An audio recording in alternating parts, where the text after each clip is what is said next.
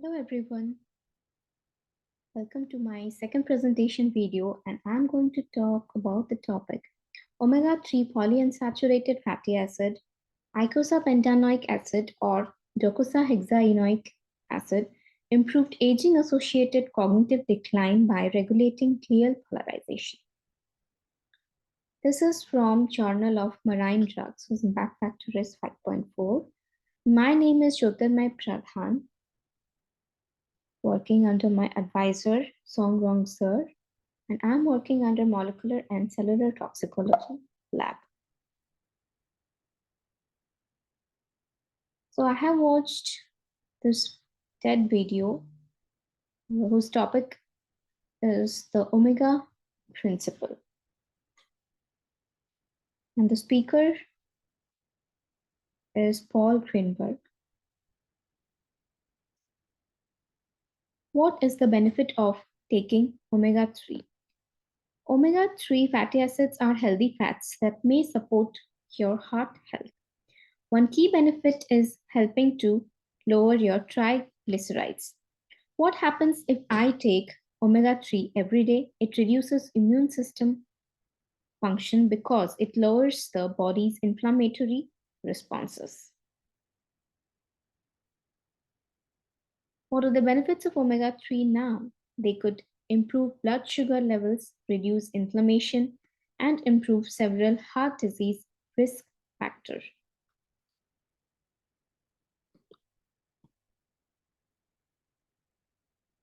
So this is telling about omega-3s may present fatty liver, also prevent fatty liver disease, like omega-3 fatty acids increase brain volume.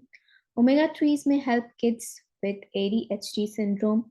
Omega-3 is fish, usually found in seafoods, mainly in fish, which may reduce breast cancer risk also. Omega-3s may help ward off Lou Gehrig's disease. Omega-3 fatty acids may prevent some forms of depression. Omega-3s may help lower risk of type 2 diabetes. Plenty more fish in the sea. Omega-3 may boost sperm competitiveness. So these are the advantages or benefits if we take an omega-3 into our body. One study, 2 headlines, was reported on foreign newspapers that says omega-3 and vitamin D fail to protect against heart attacks or cancer in major trial, which show supplements a waste of time. But the Washington Post says that fish oil drugs protect heart health. So there were also talks that tells that omega-3 wasn't good, but nowadays slowly it is a very important factor that is told to be taken into our body so that it works upon aging associated decline disorder of our brain. So these are my contents, keywords, abstract, introduction, material and methods, results, discussion, conclusion, and references. So neuroinflammation is a common pathophysiological process in several neurological diseases. A controlled inflammatory response can be beneficial by promoting tissue repair and removing harmful debris. However, a sustained and controlled inflammation cascade is likely to be damaging. Consequently, inhibiting or attenuating inflammation is an important strategy for neuroprotection. Microglia are resident macrophages in the brain which play productive function to remove cellular debris and eliminate toxic metabolic materials. However, excessive and prolonged activation leads to neuronal death and pro-inflammatory cytokines. Similarly, what is astrocyte polarization? It is a new concept which is similar to microglial polarization and which astrocytes are classified as A1 and A2 phenotypes. That means A1 is neurotoxic and A2 is neuroprotective. So they act antagonistically. What is glial cell polarization? If the glial cells like microglia and astrocyte have attained depolarization for a longer time in the process of some brain healthy functioning, needs to be attenuated or regulated at proper time to polarize cells to maintain a healthy brain. Hence, the study focuses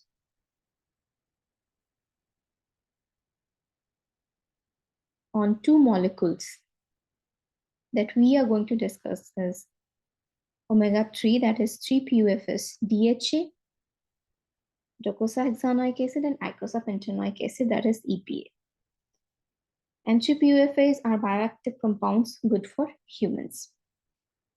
So these are the molecular formulas, these are the molecular structure.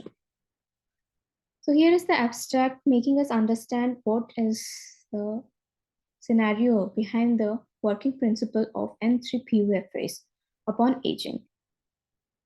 So we can see here N3-PUFAs,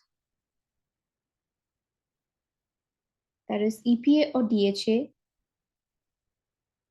that decreases or attenuates both the imbalance of glial cell polarization, that is here for astrocytes A1 and A2, and this one is for microglial astrocytes, that is M1 and M2.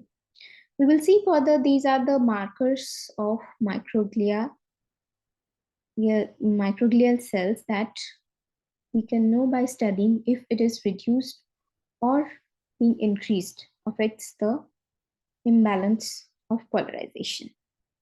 So for M2, we have arginine 1, CD206 molecule. Similarly, for A1 and A2, we have C3S100B and S100A10 for astroclear polarization. So if there is imbalance between microglial cells, we will have neuroinflammation, and there we will see these markers to be in higher levels, and there which leads to cognitive decline. Similarly, if also there is imbalance between astroglial cells, then we will mark dysregulation of neurotrophic factor and receptors, pro-BDNF, E75 NTR activation. So the summary of this abstract is that finally, if we intake N3-PUFAs in our diet, that is EPA or DHA, it will regulate or decline the effect of these imbalance of polarization of microglial and astroglial cells. So let's take a quick review on what are glial cells, what are its types. Glial cells are the supportive cells of the neuron cells in our brain. They are of 4 types, that is microglia, astrocytes, oligodendrocytes, ependymal cells. Microglia are of 2 phenotypes, M1 and M2, as we have seen now. Similarly, A1 and A2. So for this, we have INOS and ABA1 marker, and for M2, we have arginine 1, CD206 marker. Similarly, for A1 and A2, we have separate markers upon which we can have a study and know that which cell is having imbalanced polarization, and we can regulate or attenuate by N3-PUFAs, that is omega-3s. So here is a connotation about M1 and A1 and M2 and A2. So these two cells act as clearer type cells, and these two cells act as repair type cells in inflammatory responses in the brain. So these are the phenotypes and markers of glial cell polarization. So what is systemic inflammation? This inflammation occurs due to 2 types of molecules, that is pro-inflammatory and anti-inflammatory. Pro-inflammatory causes inflammation, that is due to increase in these kinds of markers in our body. There will be inflammation in our brain, but the anti-inflammatory molecules, they decrease or attenuate the inflammation and make our cells normal and healthy functioning in the brain. So these cells are TNF alpha, IL-1 beta, INOS, IL-8, IL-1, 2, 12, CCL2. Similarly, anti-inflammatory molecules are as follows: IL-10, interleukin-4, TGF beta, EGF, PEGF, and CLCF1. And some molecules act as both, that is interleukin 6, arginase 2, and arginase 1, sometimes act as pro-inflammatory and sometimes act as anti-inflammatory molecules. So here we can see the benefits of omega-3 PFAs upon brain and cognition. It also has various effects, but we are going to study its effects on brain. The human brain needs DHA and its partner EPA for growth, development, and maintenance. Most adults needs at least 500 milligram per day of DHA and EPA through their diet. Your brain is made up of nearly 60% fat, and much of this is omega-3 fatty acids. Therefore, it is essential. So healthy brain aging and unhealthy brain aging. It increases cognition, increases lifespan, decreases cardiometabolic risk, also increases life quality if we have a very healthy intake of DHA and EPA. Due to stress and ROS release and all the junk foods or fast foods, we have unhealthy brain aging, which leads to decrease in cognition, decrease in lifespan, increase in neurodegeneration effects, and increase in brain disease. So here is a chart showing us about DHA and EPA recommendations. That is, here we can see American Heart Association tells that adults must have 2 servings of oily fish, that is 500 milligram per DHA or EPA.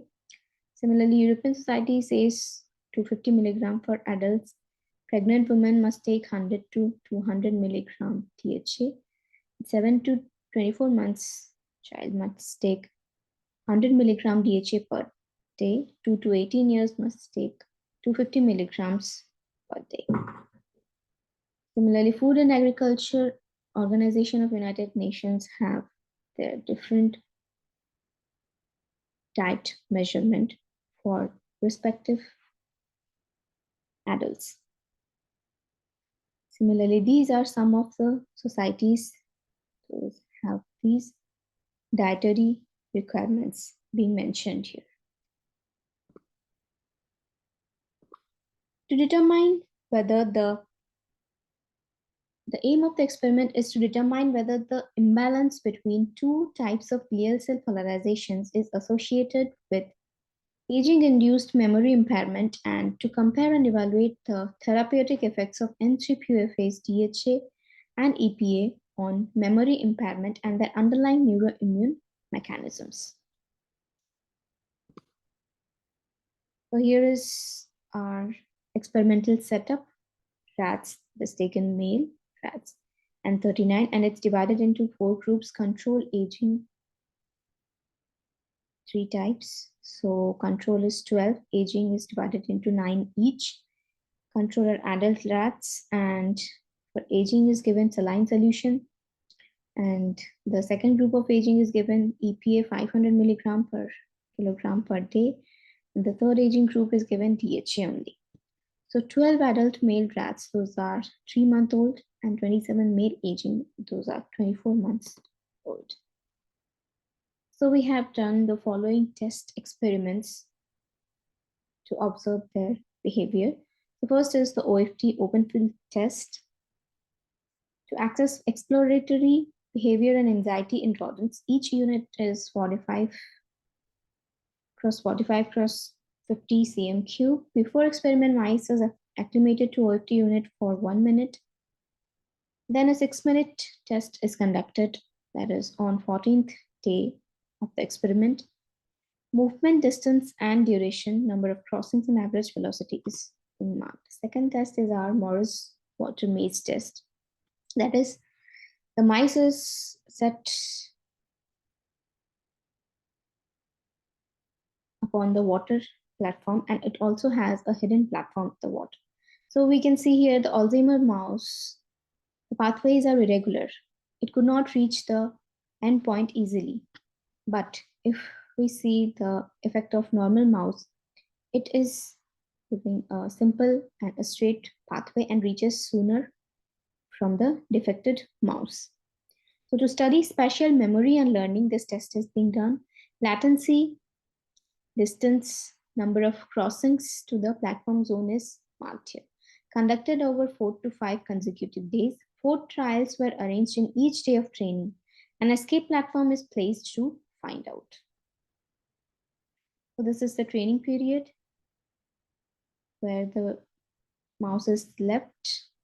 And this is the first day experiment where the pathway is very disturbed, and the last day it learns how to reach the endpoint.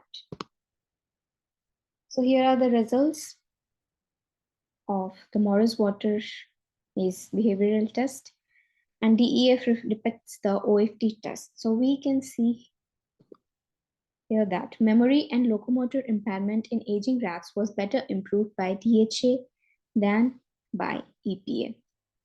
So here we can see the graph is telling that DHA is working more better than EPA while doing this test. So there is increase in N6 or N3 PUFAs ratio in aging rats was effectively reversed by EPA and DHA. Here we have calculated the expression of marker molecules to know if there is glial cell imbalance. So here we can see imbalance between microglial M1 and M2 polarization that occurred in aging rats was attenuated by EPA and DHA. So by taking or having a good intake of EPA and DHA regulates the imbalance of glial cell polarization. So here, this graph shows that a neuroinflammatory responses upregulated during normal aging were inhibited by EPA and DHA. So finally, we see that EPA and DHA, the intake of these PUFAs is regulating the neuroinflammatory responses that is being normally occurred while the person is aging.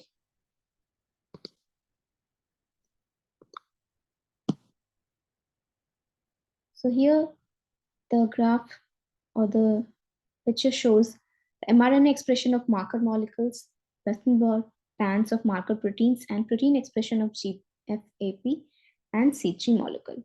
Hence, astroglial polarization imbalance also is induced in the aging rat hippocampus was reversed by EPA and DHA. Both astroglial and microglial polarization imbalance is being attenuated by intake of these EPA and DHA molecules. mRNA and protein of neurotrophic factors and receptors expression.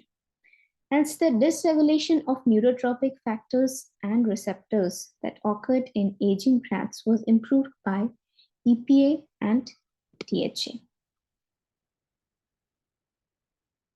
So these are the sources of omega-3 fatty acid. We get it from mostly fishes, sardines, herring, mackerel, flax seeds, chia seeds, oysters, salmon. Boosts brain function, improves bone health, enhances eyesight, may prevent ADHD in children, optimizes skin health, also promotes heart health. So finally, it tells us about the differences between EPA and DHA was revealed, which was more better. DHA was seen superior to EPA in promoting M2 microglial polarization, as we have seen in the previous results. DHA was more able than EPA to block GFAP expression while promoting A2 polarization. Both EPA and DHA restored the ratio of the N3 or N6 PUFS profile.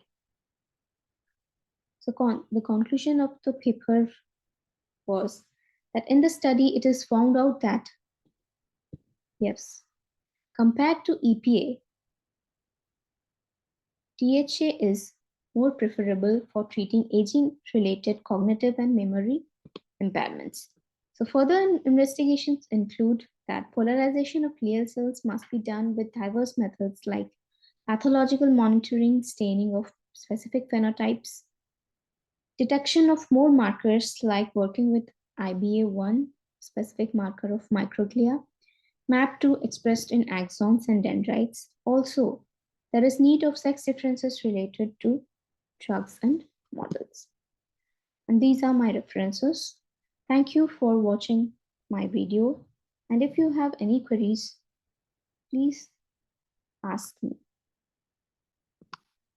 Thank you.